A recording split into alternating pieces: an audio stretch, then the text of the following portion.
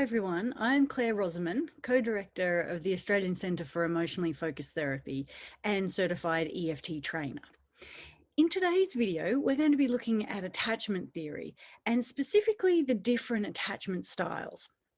So as you might know, attachment theory is at the heart of why and how we work with people in EFT to improve emotional regulation, resilience, and general well-being. So going over the basics of attachment theory and revisiting the different attachment styles is always a good thing. In John Bowlby's writings, as he developed attachment theory, he proposed that humans are inherently relationship seeking and naturally orientated to seek proximity to familiar, comforting figures in times of threat, pain, or need. Bowlby viewed proximity to affectionate, trusted, and supportive attachment figures as a natural and functional human phenomenon. And he viewed the loss of this as a natural source of distress and psychological dysfunction. And now, as hundreds of subsequent studies have shown, we know that we're a bonding species. Bonding is just as essential to our survival as air. Turning to safe others in times of need is a primary need for humans. We need a sense of felt security to flourish in life. We know that interactions with safe others creates a core sense of attachment security.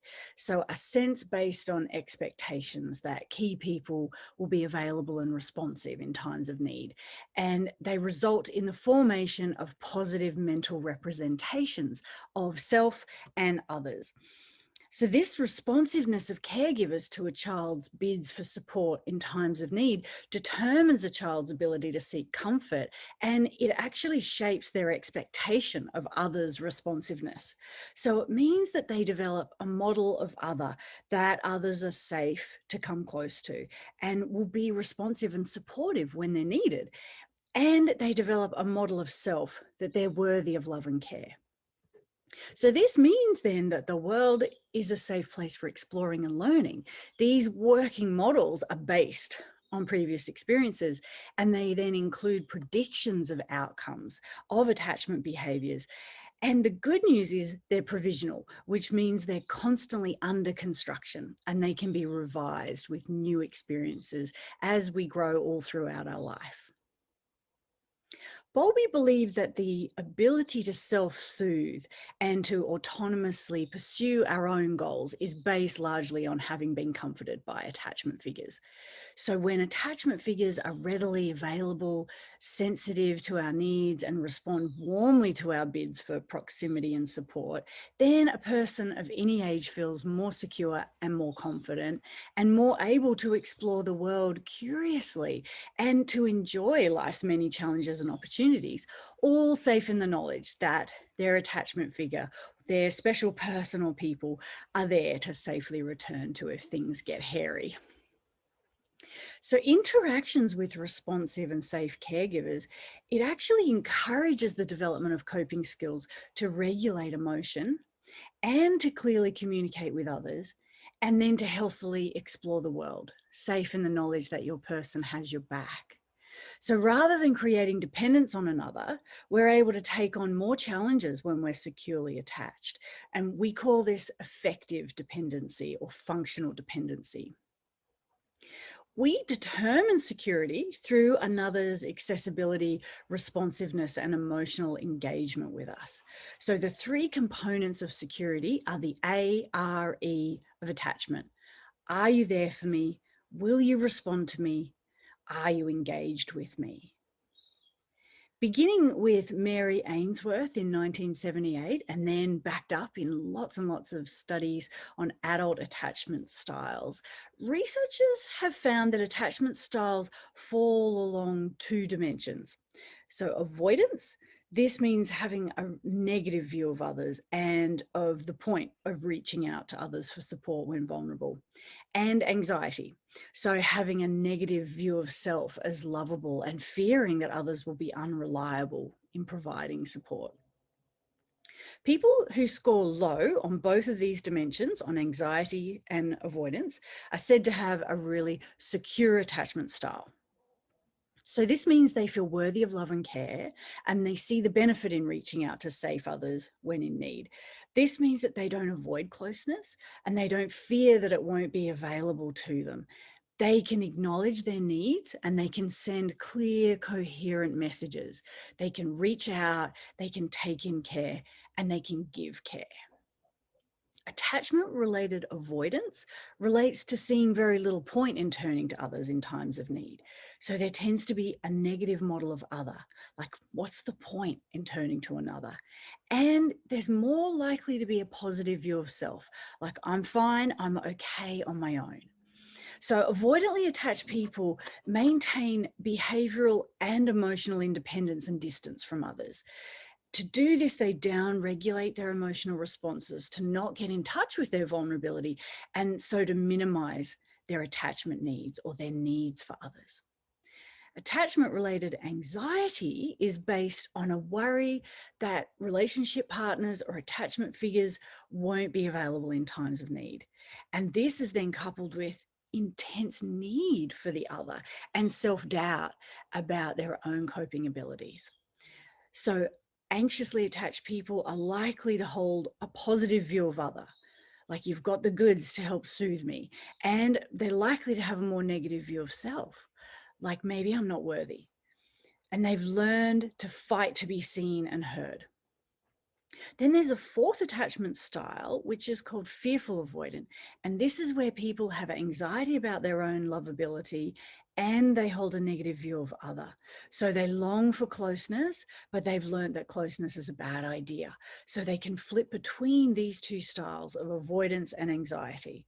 The other is seen as both a source of solace and fear simultaneously.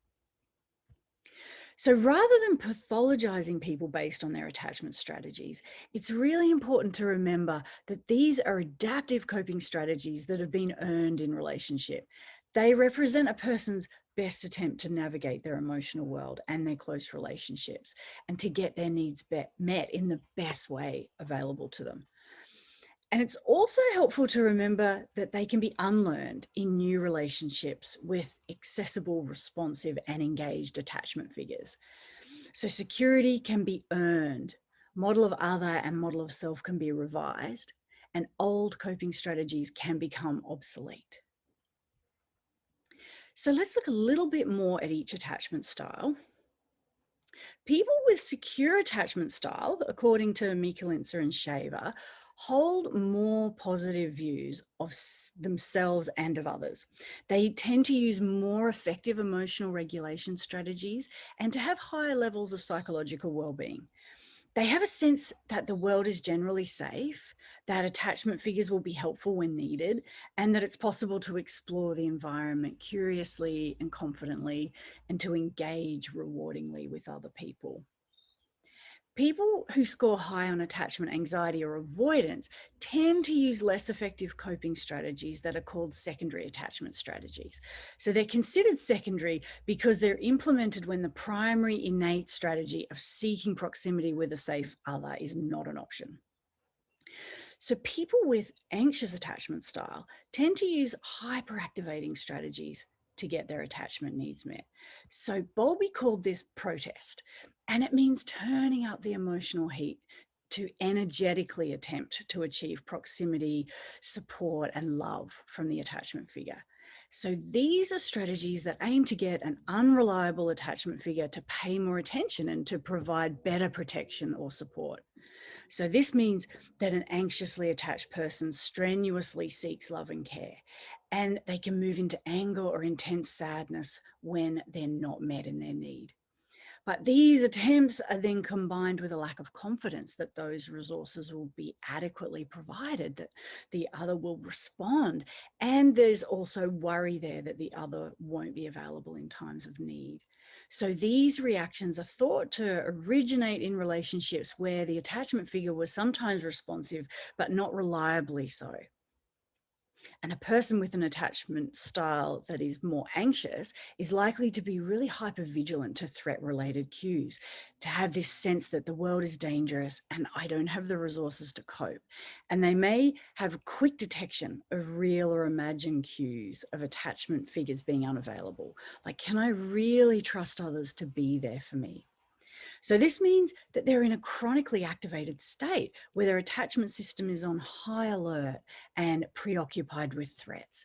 And there's likely to be pain stemming from doubt of the other's availability, of their ability to reliably soothe their fear and to provide support, security, and comfort. People with an avoidant attachment style are more likely to deactivate their attachment needs. And they might do this by turning down the emotional heat of their inner world and to avoid turning to others when they're uncertain or in pain. So this seems to develop when a child experiences their attachment figure as dismissing or even disapproving of their bids for closeness or expressions of need or vulnerability. So an avoidantly attached person learns that turning to another is not supportive or comforting. Understandably, then they learn not to turn to another for their attachment needs, and they shut down their attachment system by blocking that urge to seek proximity and comfort. And they might hide or suppress vulnerability, and they tend to expect a better outcome from coping alone. Bowlby called this compulsive self-reliance. So avoidantly attached people might distance themselves from anything that might activate their attachment system. They might prefer to handle distress alone. And to do this, they have to then dismiss or suppress anything that feels threatening or other attachment related cues, thoughts, emotions, or memories. And they tend to adopt a more self-reliant stance that decreases the need for others and maybe even dismisses their own fears or needs. So this can lead to a more positive model of self than anxiously attached people, but it's not as robust and positive as securely attached people. It's been described as more of a brittle sense of okayness, a sense of, I'm okay, nothing to see here, I can handle it, no need for those pesky emotion things, I'm fine on my own. Then the fourth attachment style, called fearful avoidant, is characterized by fluctuations between attachment anxiety and avoidance, of wanting but then fearing closeness at the same time, which is an awful dilemma for a human. So a fearfully avoidantly attached person will often cope by withdrawing and distancing themselves from their attachment figures, like avoidantly attached people, but they'll continue to experience anxiety about other people's potential unavailability. Like they crave the soothing, but also fear the closeness and the hurt that might come from being let down, like anxiously attached people. So they're avoidant because they fear the possible negative consequences of reliance on others, but they regret feeling this way and they haven't fully suppressed their longing for attachment. They've not fully disconnected from their emotional vulnerability. And so they long for the co-regulation and soothing of a responsive other, like we all do. But then they fear that this will not be forthcoming or it'll be dangerous. So they face a dilemma of needing but fearing closeness. They're not fully reconciled in either strategy of shutting down or seeking closeness strenuously, as others might be. So this attachment style is thought to stem from experiences with caregivers who may have been unpredictable or disorganized themselves, or even frightening, abusive, or neglectful. It's important to remember that attachment strategies have a goal of regulating emotion and managing threat. So attachment theory is a theory of threat management. Attachment styles are not set in stone. They're developed in relationship and they can change in relationship, which means that a person with a secure attachment style in childhood can develop an insecure attachment style in an adult relationship and vice versa. So people with an insecure style earlier in life can earn security in their relationships with their special others in adulthood. Mikulincer and Shaver describe the way attachment security grows through positive interactions with responsive and available attachment givers as a broaden and build cycle.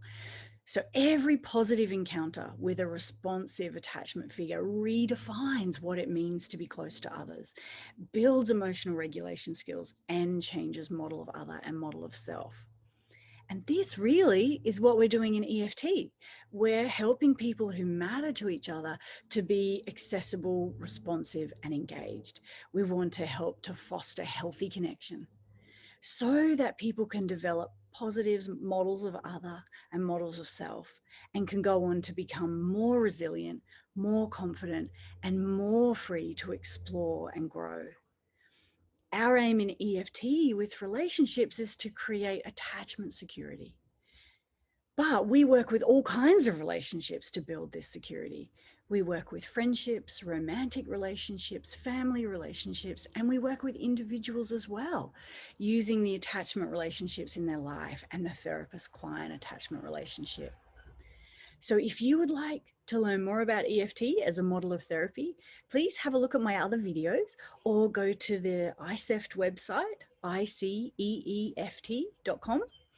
And for more information on EFT training in Australia, go to the ACEFT website at aceft.com.au.